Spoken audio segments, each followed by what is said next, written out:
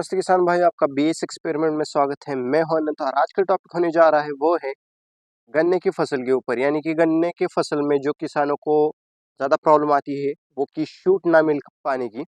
तो इसलिए हम कौन कौन से फर्टिलाइज़र ड्रिप के माध्यम से छोड़ सकते हैं और अच्छा सा फुटाव यहाँ पर शूट ले सकते हैं। तो इसी के बारे में आज हम डिस्कस करेंगे।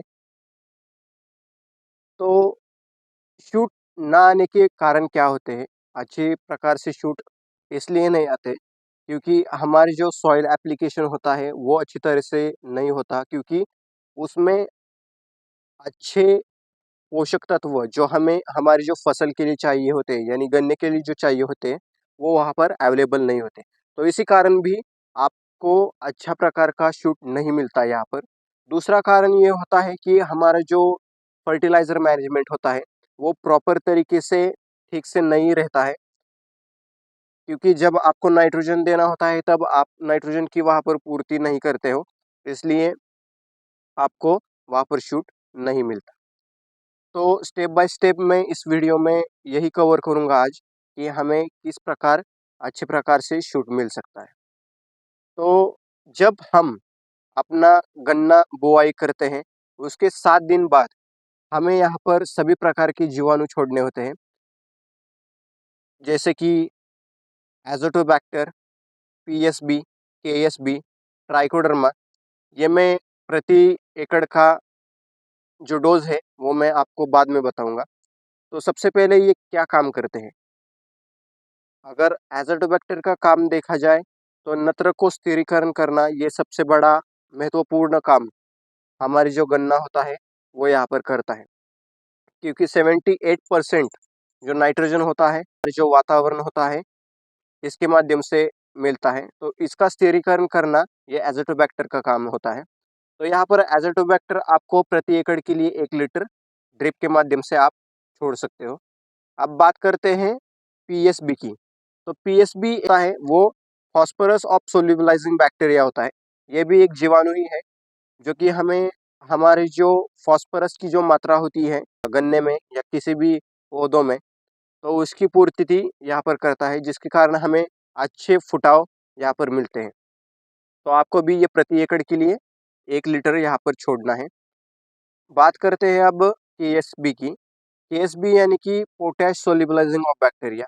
पोटैश का बहुत बड़ा महत्वपूर्ण रोल सभी प्रकार के पौधों में होता है, क्योंकि अगर पोटैश ना दिया जाए तो आपकी क्रॉप जो है वो ठीक से ग्रोथ नहीं ले पाएगी। आपकी जो जड़ें हैं गन्ने की वो भी अच्छी तरीके से डेवलप नहीं होगी। तो इसलिए आपको यहाँ पर पोटैश छोड़ना ही छोड़ना है।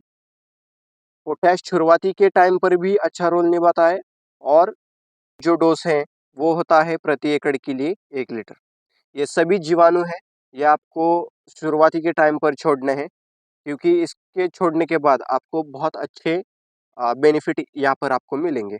अब सबसे लास्ट में बात करते हैं वो होती है ट्राइकोडर्मा की, ट्राइकोडर्मा विरिडी। तो ट्राइकोडर्मा आपका जो रूट रॉट का जो प्रॉब्लम आता है उसको कवर कर देता है।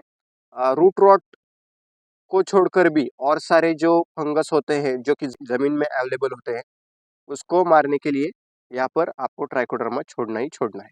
तो इसका जो प्रति एकड़ के लिए डोज आता है वो आता है, अगर आपके पास पाउडर फॉर्म का है तो आपको प्रति एकड़ के लिए 1 किलो छोड़ना होता है, और लिक्विड बेस में है तो आपको यहाँ पर 1 लीटर छोड़ना है। तो ये हो गए सभी जीवाणु के प्रोसेस। अब बात करते हैं कि हम कौन-कौन से एनपीके छोड़ सकते हैं। तो शुरुआती के टाइम पर आपको अ, ये डोज़ देने के बाद 10 दिन के बाद आपको यहाँ पर 1261 प्रति एकड़ के लिए 5 किलो, और उसमें आप माइक्रो न्यूट्रिएंट यहाँ पर प्रति एकड़ के लिए 1 किलो छोड़ सकते हो। यहाँ पर माइक्रो न्यूट्रिएंट इसलिए छोड़ना है क्योंकि आपको पता नहीं होता कि आपके ज़मीन में कितने पोषक तत्व अवेलेबल है। तो ये पोषक तत्वों की जो कमी होती है उसको भरने का काम यहाँ पर कर देता है। तो इससे क्या होगा, आपकी जो फसलें हैं उनको सभी प्रकार के पोषक तत्व मिलेंगे और नतीजा आपको अच्छी प्रकार की जो गन्ने की जो फुटाव है वो अच्छा मिलेगी, और उस पर शाइनिंग भी आएगी गन्नों के लीव्स पर, तो इसलिए आपको यहाँ पर माइक्रोन्यूट्रेंट छोड़ना है। और बात करते हैं अब 1261 की। तो 1261 में नाइट्रोजन 12% मिलता है और फॉस्फोरस मिलता है 61%। तो ये क्या काम करता है, ये आपको अच्छे तरीके से नाइट्रोजन भी वहाँ पर देगा, यानी कि पौधों का विकास भी करेगा और आपका जो गन्ना है उसको फुटाव भी अच्छी तरीके से देगा।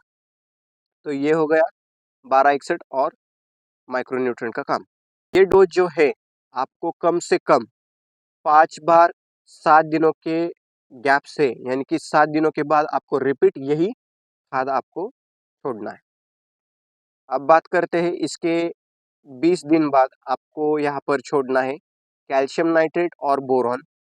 तो कैल्शियम नाइट्रेट आपको इसलिए छोड़ना है क्योंकि आपकी जो पत्ते होती है वो यहाँ पर अच्छे प्रकार का ग्लेजिंग आए और उसमें कैल्शियम की कमी ना रह जाए, इसलिए आपको यहाँ पर कैल्शियम और बोरॉन इसलिए छोड़ना है क्योंकि आपकी जो पौधों की विकास के लिए मजबूती बहुत ज़रूरी होती है। तो बोरॉन यहाँ पर मजबूती इसमें लाता है और सेल डिवीजन भी अच्छी तरीके से करता है।